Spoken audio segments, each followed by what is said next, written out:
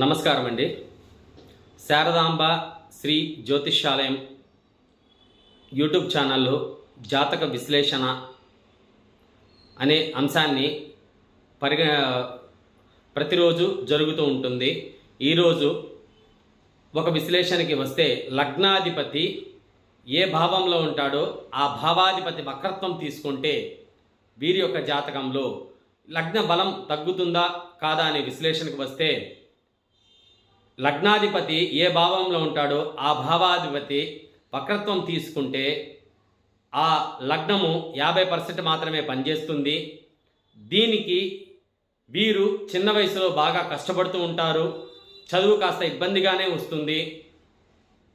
వీరికి ఎప్పుడు ఉద్యోగం కానీ వ్యాపారం కానీ ప్రారంభం అవుతుందో అప్పటి నుండి అంచెలంచెలుగా వీరు డెవలప్మెంట్ అనేది తీసుకుంటారు. లగ్నానికి బలం అనేది చేకూరుతుంది.